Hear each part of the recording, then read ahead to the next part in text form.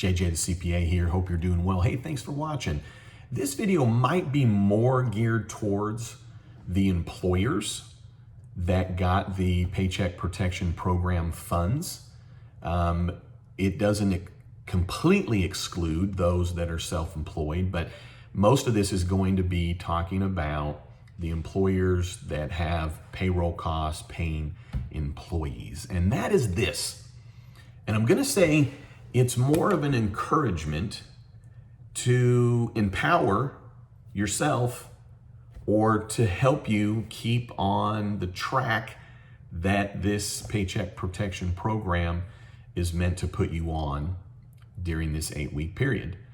So note this, when you are looking at the Paycheck Protection loan application for forgiveness, the loan forgiveness application, and you're looking at page 4, okay?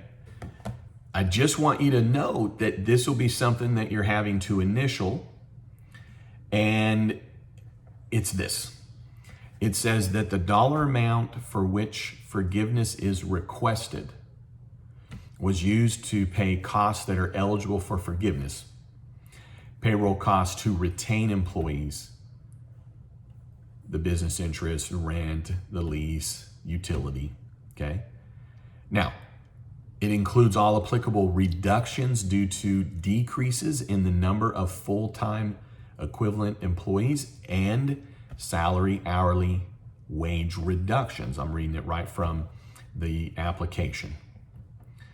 And the second thing that you're signing is, I understand that if the funds were knowingly used for unauthorized purposes, the federal government may pursue recovery of loan amounts and or civil or criminal fraud charges. So listen, I'm not coming with the heavy in this video, but more that during the 8-week period, just remembering encouragement that you have to only use it as directed.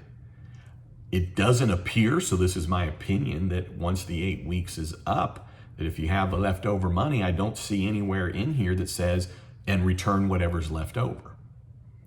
So my opinion is that once the 8 weeks is up, if you have money left over, are you using it for other purposes? Is that allowed? Well, given that there's probably not any business in the United States of America on the date that this video is being released that has hit their 8 weeks, I'm assuming that the SBA will come out with more guidelines related to this.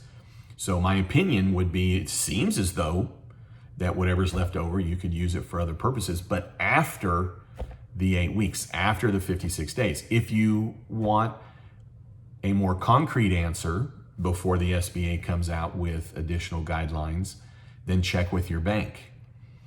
If you don't want to check with anybody, then I think you want to really, really, really stay on the straight and narrow and only spend it as directed.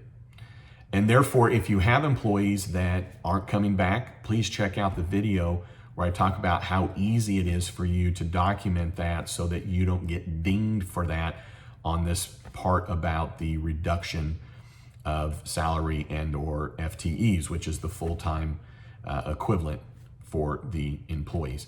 Now, I understand that funds were knowingly used for unauthorized purposes. So see how that it's saying unauthorized purposes. I understand that, it's saying pursue recovery of loan amounts and then civil or criminal fraud charges, which sounds heavy, right? But the part though is that the federal government may pursue recovery of the loan amount. Well, you're going to pay it back, whatever it is that you don't use, whatever it is that you got haircutted, you're going to pay it back.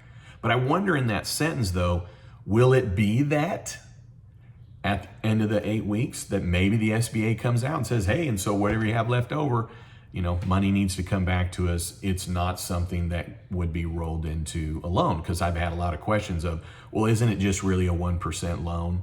So if I got it and I don't use it, is it really just a 1% loan? I don't know. I'm not seeing anything directly on this, but my concern would be that even if you're saying, well, yeah, I'm requesting this, but I don't have any payroll costs, well, then why did you get it? Meaning it was meant for you to pay your employees. And you can say, well, they didn't come back. Okay, let's put that circumstance aside. The business that's saying stay on PUA. The business that goes, well, I didn't have any employees. I got it incorrectly. I got it based on 1099s that I paid, right? Because we know those circumstances like that. So anyways, just stay tuned and be prepared. This is kind of maybe the point of this video. The encouragement is be on the track that the SBA put us on for the 8 weeks, because we could get to the end and they say, and write us a check. You know, here's the loan forgiveness application, whatever you have left over, write us a check. I don't know that. Is it likely? I don't know, right? But when you read the number 2 item here on page 4, it could lead to a conclusion. I'm not trying to be mean or trying to come up with something negative, but it could lead to a conclusion that at the end, if you have money left over, or if you used it for unauthorized purposes, that you would have to pay it back right then. And why does that even matter? Because then you need to have the money available.